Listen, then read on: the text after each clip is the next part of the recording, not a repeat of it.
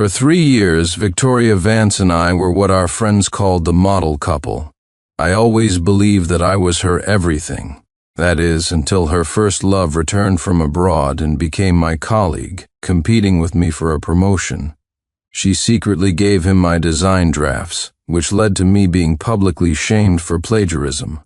When I confronted her, she even tried to convince me to let it go.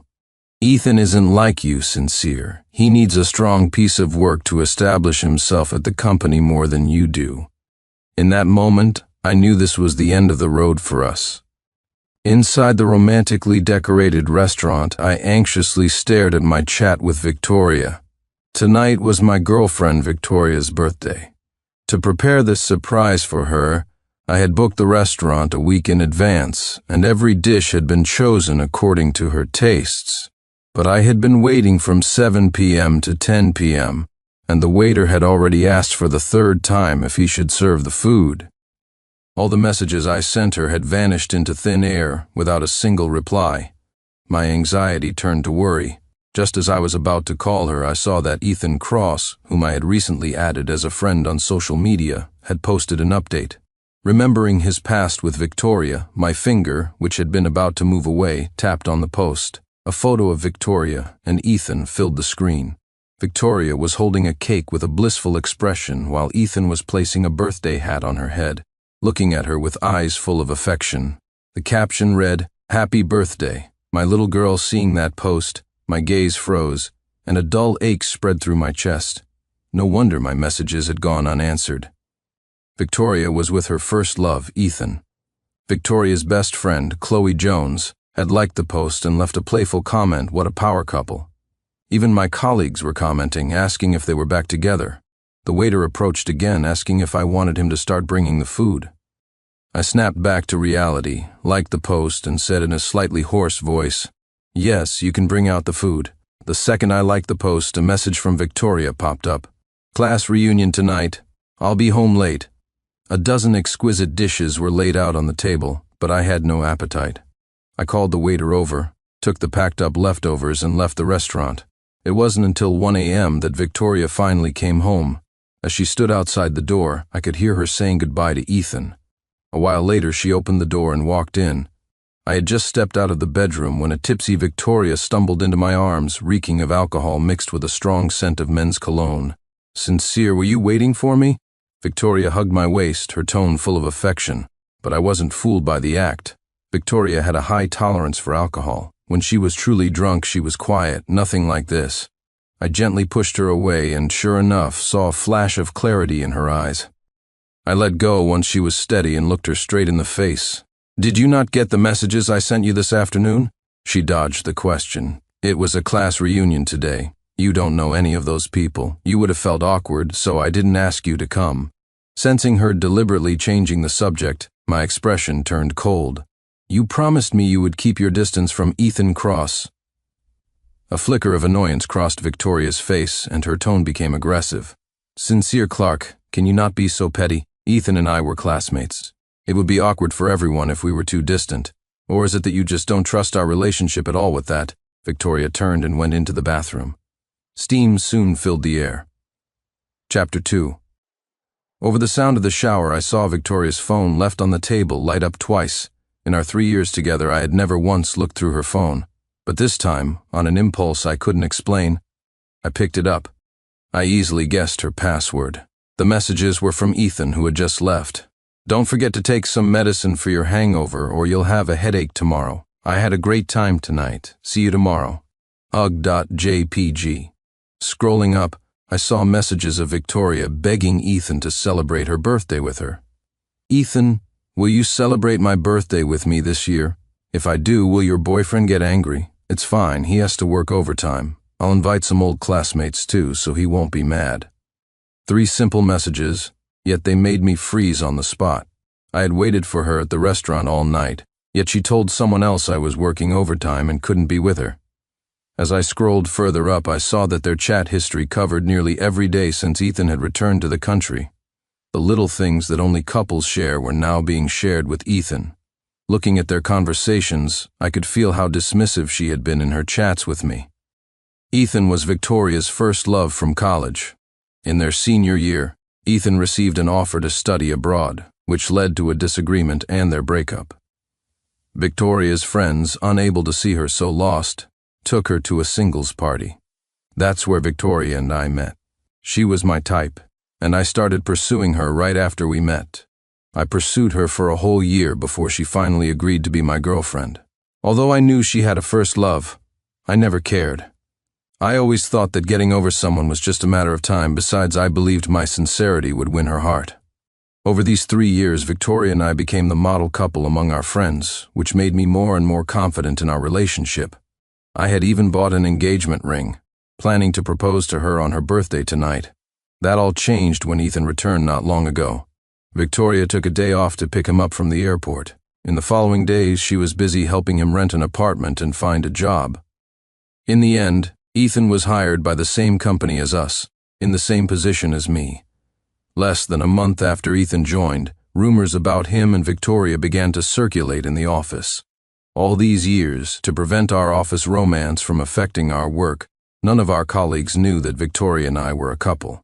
And when Victoria heard the rumors about her and Ethan, she would just smile and tell everyone not to joke around. She had told me that she and Ethan were ancient history, but eyes can't lie. The moment Ethan appeared, I knew she was still in love with him, perhaps even more than she loved me. Chapter 3. The next morning I heard Victoria cheerfully calling me to get up for breakfast, as if last night's unpleasantness had never happened. On the table were 2 rather unappetizing-looking breakfast plates. I walked past her and took last night's leftovers out of the fridge. "Why didn't you tell me you packed up the food? I wouldn't have wasted my morning cooking then." My eyes fell on the 2 burnt pieces of toast and 2 blackened fried eggs on the table. I didn't want to comment on how much effort she had put into making them. After we got together, Victoria would often send me videos asking me to treat her like the men in them. Because I loved her, I treated her better and better, to the point where she rarely ever set foot in the kitchen. Turning to look at the awkwardly chattering Victoria, a sarcastic smile formed on my lips. "These are the leftovers from the dinner you skipped last night. You knew about them, didn't you?" Victoria, who had been trying to make small talk, suddenly froze, her throat tightening as if gripped by something. After a long pause, she finally offered a stiff explanation. "Believe it or not, I'm only helping him out of respect for our past. Other than that, nothing is going on." We finished breakfast in silence and went to the office one after the other. When Victoria walked into the office, our colleagues immediately started teasing her. Some gathered around her, probing. "Victoria, I heard you and Ethan Cross used to be a couple. If you 2 get back together, you have to invite us to the wedding." I happened to hear that as I walked into the office. Victoria saw me from across the crowd and quickly waved her hands in denial. "That's all in the past. We're just ordinary friends now." Her explanation was drowned out by the chorus of teasing. Everyone had seen how close she and Ethan had been recently. A simple denial wouldn't convince anyone. When she turned to look back at where I had been standing, I was already gone, back at my desk. The situation with Victoria and Ethan was giving me a splitting headache. But soon I had no time to think about it. A management position had opened up due to a departmental shuffle. To compete for the position, besides other requirements, each candidate had to submit a design proposal.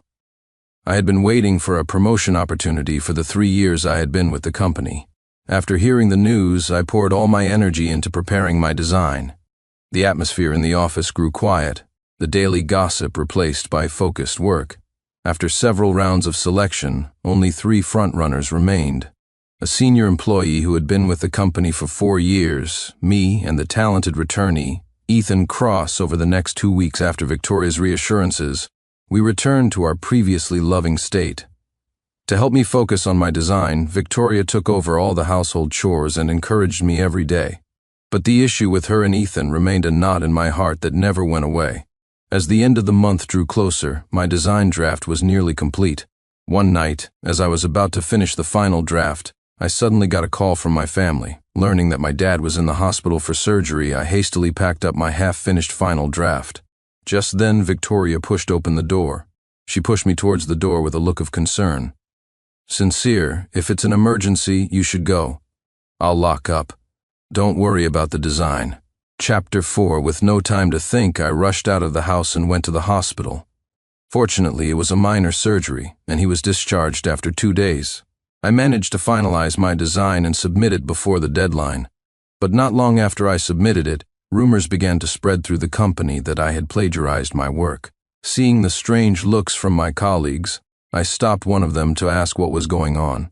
The colleague I stopped looked at me with disdain. "Mr. Clark, this promotion is a rare opportunity, I get it. But even if you weren't confident you'd win, you shouldn't have copied Ethan Cross's design." Plagiarism?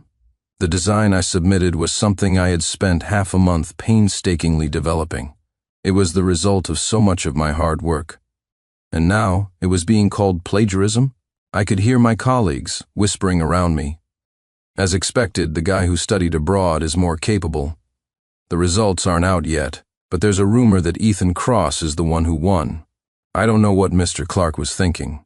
Even if he missed this chance, with his skills, he would have definitely gotten promoted next time. But he had to ruin his reputation by plagiarizing.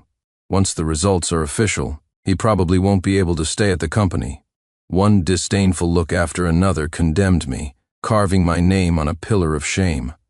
Hearing the contemptuous whispers, I stormed into the manager's office. Mr. Miller didn't seem surprised to see me, and Ethan was already there, having arrived before me.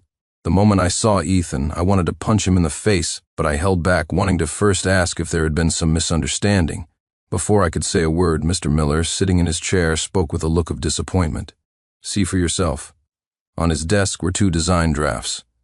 I looked down and saw my final version, and next to it the missing last preliminary draft.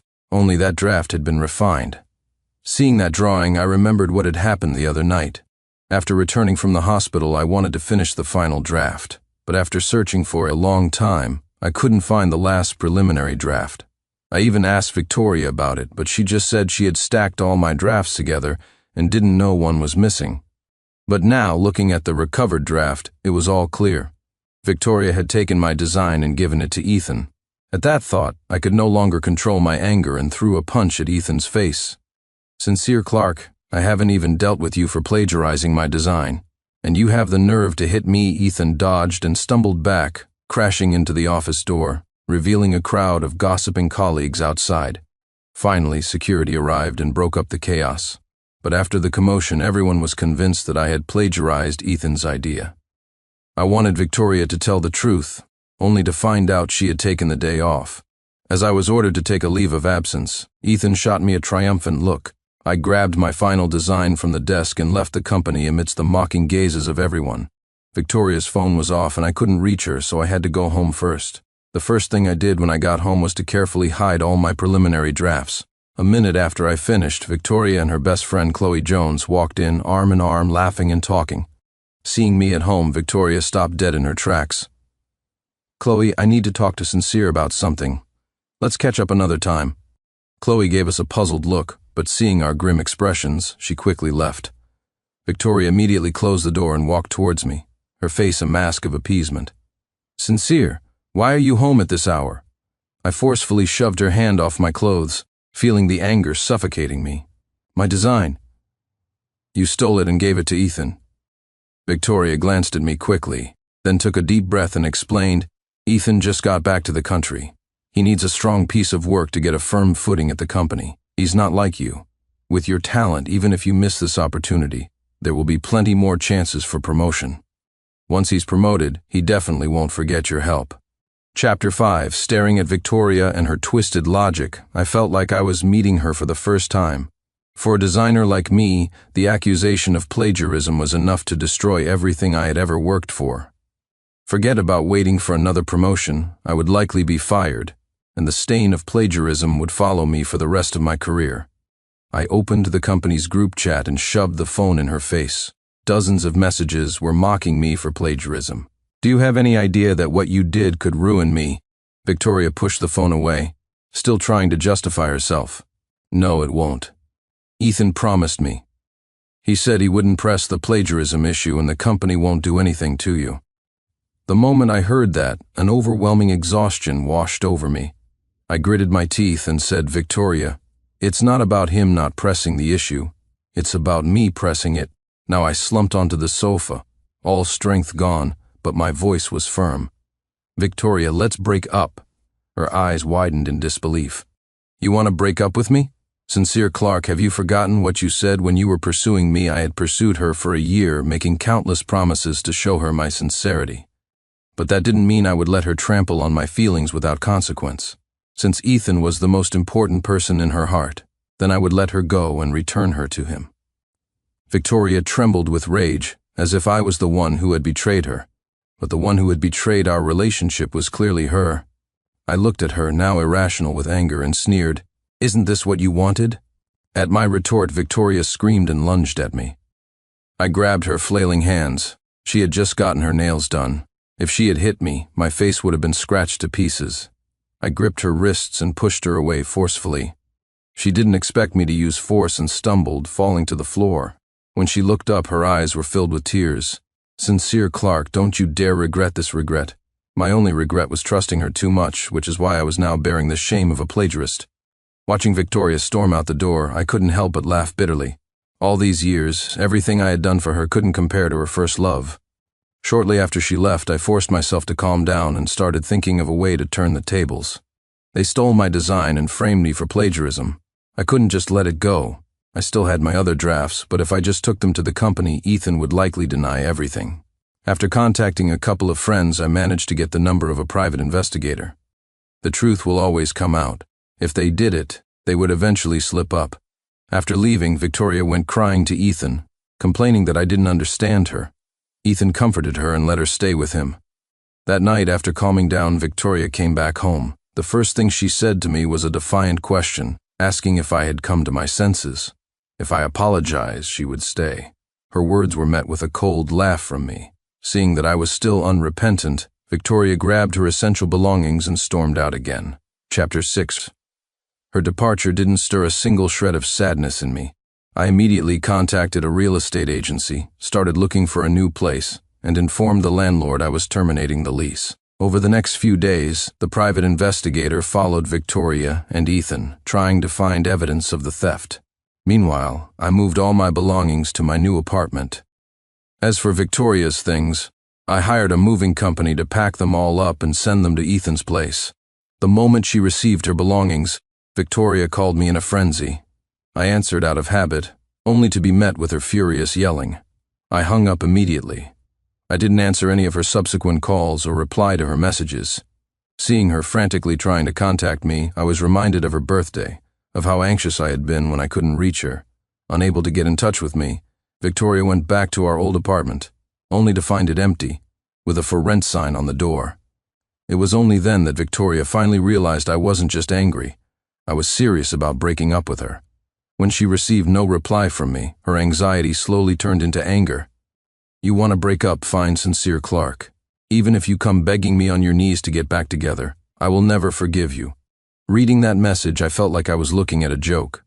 My years of accommodating her had made her greatly overestimate her place in my heart. If I got concrete evidence of what she did, I would call the police, not even consider showing mercy. In the following days, I still hadn't obtained the evidence needed to nail Ethan. Instead, I learned quite a bit about their private life.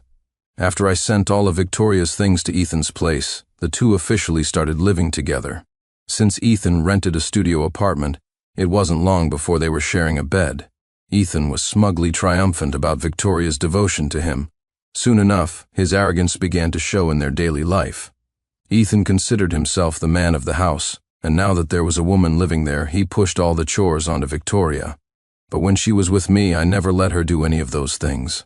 The meals Victoria cooked were either burnt or culinary disasters. She never did any housework on her own initiative. At first, when she messed things up, she would blame herself for being clumsy. But Ethan's reaction was nothing like she expected. Looking at the inedible breakfast, Ethan lost his temper. With a look of disgust, he threw the breakfast she had prepared into the trash. "How can you not even do something this simple? Were you like this when you lived with Sincere Clark?" Startled by the sudden accusation, Victoria blurted out, "Sincere never let me cook." Ethan sneered, stood up, and walked out, leaving a stunned Victoria behind. "I'm eating out. You can have this garbage you made yourself."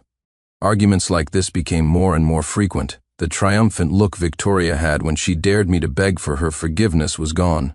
I had no intention of interfering. This was her choice, and she had to bear the consequences, whatever they were. Chapter 7. Since I hadn't produced any evidence to prove my innocence, the company decided to fire me after a 2-week suspension. Along with the news of my termination came the announcement of Ethan's promotion. The two pieces of news, released together, sent the private company group chat into a frenzy. Sincere Clark was one bad apple that almost spoiled the bunch. Good thing the company fired him. I say they should have written the reason for his termination on his severance papers. People like him don't deserve to be in this industry. The insults came one after another, too fast to read. Once the scrolling slowed down, Ethan pretended to be the peacemaker. Sincere Clark has already paid the price for his actions. I hope everyone can stop criticizing him. His statement was met with a new wave of praise for him. Reading those messages, my fists clenched. I never expected the tables to turn so quickly. The day after Ethan's promotion was announced, the private investigator sent me a video. It showed Victoria and Ethan at a restaurant. Halfway through their meal, Ethan received a call and was in a hurry to leave. Victoria, hearing a woman's voice on the other end, refused to let him go. Perhaps thinking no one was paying attention, they argued without lowering their voices. "Who are you going to see?" Victoria grabbed Ethan's arm, staring intently at his face. A flash of annoyance crossed his face. He tried to shake her off but underestimated her persistence. When he didn't answer, she kept asking, determined to get to the bottom of it. "You came to me as soon as you returned to the country. Why is a woman calling you?" Ethan's expression turned icy. He pried her fingers off him one by one. "Victoria, you're overstepping." But those words caused the last thread of her composure to snap. Even through the video, I could read the emotion in her eyes. After our falling out, she had been living with Ethan, but their life together was far from happy. Every time Ethan got angry with her, it reminded her of how good I had been to her. But she couldn't admit she was wrong. So Ethan had to be good to her, to prove that what she did for him was not a mistake. Victoria stared at Ethan in disbelief for a few seconds.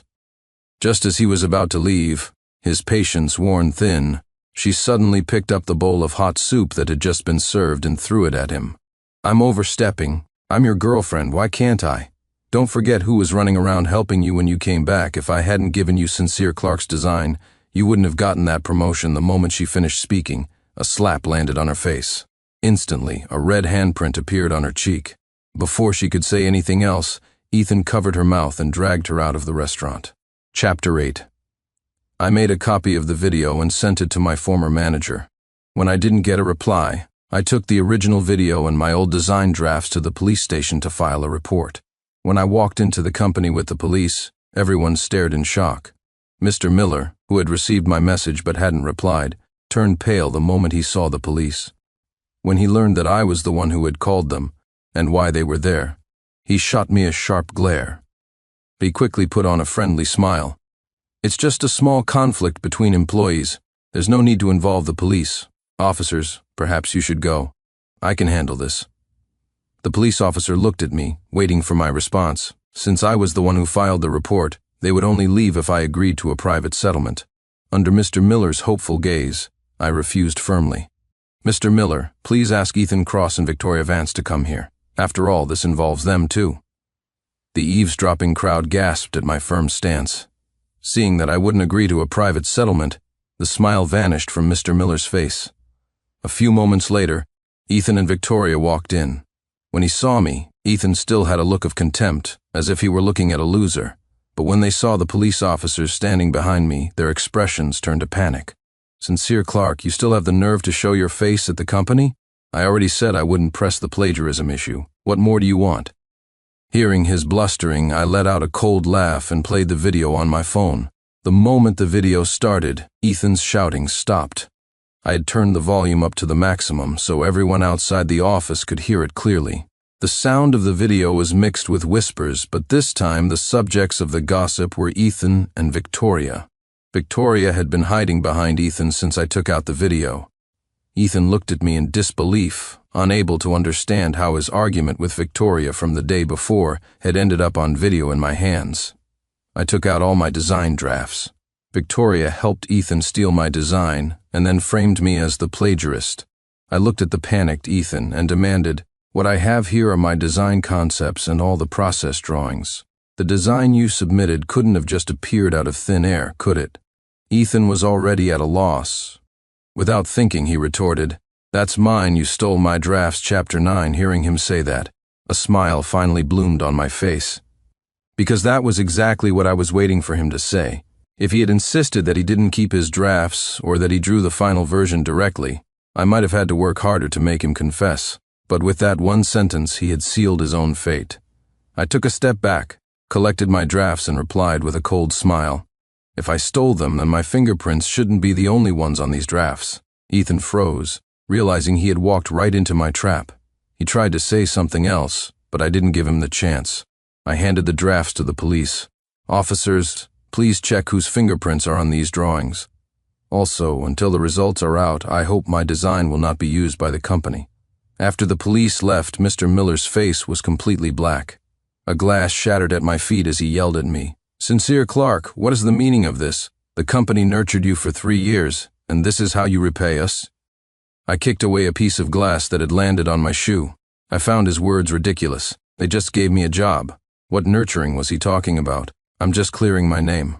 I turned and left the company. The whispers behind me finally faded as I walked away. But just as I reached the parking lot, Victoria caught up to me. I hadn't seen her in 2 weeks. In person, she looked even worse than she did in the video.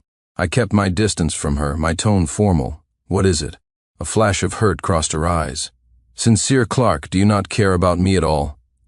I found her question both bizarre and laughable, but I indulged her curiosity. I did care, but when you and Ethan started getting closer, my feelings for you started to fade. Victoria shook her head, as if she didn't want to hear it. She mumbled to herself, "I didn't mean for this to happen. Ethan begged me for help, and I thought you wouldn't miss this one opportunity, so I agreed." Then she fumbled in her pockets and pulled out a ring, slipping it onto her finger. It was a perfect fit. "Look, you left this behind. I accept your proposal. Let's get back together." She spoke in a rushed, frantic tone, her eyes turning red. I was stunned for a moment when I saw the ring. After I moved out, the ring I had planned to propose to her with had gone missing. I didn't think much of it at the time. She was gone, so the ring didn't matter. I never expected it to be with her. I took her hand, the one with the ring, and under her hopeful gaze I pulled the ring off and threw it as far as I could. My ring. Victoria took a few steps in the direction I had thrown it, then turned back. Tears streamed down her face, her voice choked with sobs. "Sincere, don't you love me? Why can't you just give me one more chance?" Chapter 10. There was a look of confusion in her eyes, as if she genuinely couldn't understand. I looked at her coldly, unmoved by her tears. "Loving you doesn't mean you can treat me like a fool. Victoria, you're the one who pushed me away. You played a huge part in getting us to where we are now." With that, I got in my car and drove away. In the rearview mirror, I saw her stumble. Ethan ran out of the company building, grabbed her by the shoulders, and seemed to be yelling something while pointing in my direction. Then Victoria crouched on the ground, holding her head and crying. After I turned the corner, I could no longer see them in the mirror. After leaving the company, Ethan called, trying to get me to drop the case. I replied with a simple impossible and blocked his number. While scrolling through my phone, I noticed that the old private company group chat was active again. This time, the person being discussed was Ethan. I can't believe there's a plot twist to this drama. Sincere and Victoria kept their relationship so secret. 3 years and no one at the company knew. But is she crazy? Helping her ex-boyfriend steal her current boyfriend's design. What's in it for her? Old flames die hard, what else could it be? A bunch of fair-weather friends. What they would talk about was entirely predictable. I just left the group chat. A few days after I handed the design drafts to the police, the results came in. Only my and Victoria's fingerprints were on the drawings. Victoria and Ethan were taken to the police station for questioning in front of all their colleagues. This could have been a minor issue, but I was firm about pressing charges. Since Ethan had used my design to get a promotion, it constituted profiting from plagiarism. During the investigation, Victoria and Ethan blamed each other. In the end, because of that video where Ethan said, "When did I ever say you were my girlfriend?" Victoria successfully shifted all the blame onto him. Ethan was found guilty of not only emotionally manipulating Victoria into committing theft, but also using the stolen material for personal gain. However, since he hadn't actually received any financial benefit from the promotion yet, he was only fined and sentenced to 3 months in detention, but the label of plagiarist in this criminal record would follow him for the rest of his life. As for Victoria, she was released after being reprimanded by the police. After the verdict, with the police as witnesses, The company returned the design submitted by Ethan to me. When I left the company for the last time, I glanced at my former colleagues. Not a single one of them dared to meet my eye. I turned and walked away without looking back, feeling the weight of the past few weeks finally lift. Chapter 11. After the matter was resolved, I didn't dwell on it. The resumes I had sent out after being fired all received responses. All 3 companies I interviewed with offered me a position. In the end, I chose a more renowned company in the industry, which meant moving to another city. After accepting the offer and setting a start date, I began preparing to leave. The night before I left, news of my departure somehow got out. Some of my former colleagues contacted me pretending to share news.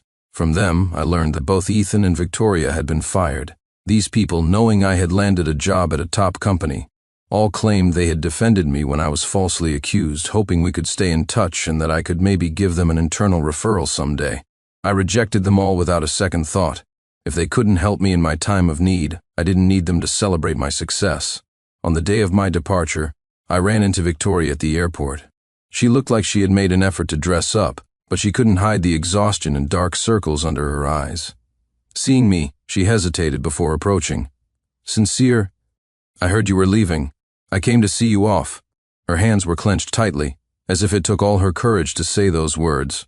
I looked at her, my expression unchanged, and thanked her in a calm voice. She seemed to have something to say, but since she didn't speak, I didn't ask. The boarding announcement came on. I pulled my suitcase and took a step forward. Victoria followed closely behind me. At the boarding gate, I stopped. The past is the past. I'm not going to hold on to it. I heard her breath catch, a hint of joy in her voice, so I cut her off. "That's why I can say goodbye to you calmly now, but that's all. Victoria, this is it. Let's part on good terms." After saying that, I walked through the gate without looking back, so I didn't see Victoria, who, at my last words, broke down into uncontrollable sobs. The plane took off, and the world below grew smaller and smaller. I was leaving this city behind, heading toward a new future. At the airport, Victoria watched until Sincere's back completely disappeared from view before turning to leave. A plane streaked across the sky above, and fresh tears streamed down her face. In her hand, she clutched the ring Sincere had thrown away. After he left that day, she had spent 3 hours searching the parking lot before she finally found it, but the ring was already bent out of shape, just like her relationship with Sincere, which could never go back to what it was. There was once someone who treated her so well, but because of her own greed, she had lost him. Victoria had a feeling that she would never again meet someone who would treat her as well as Sincere once had.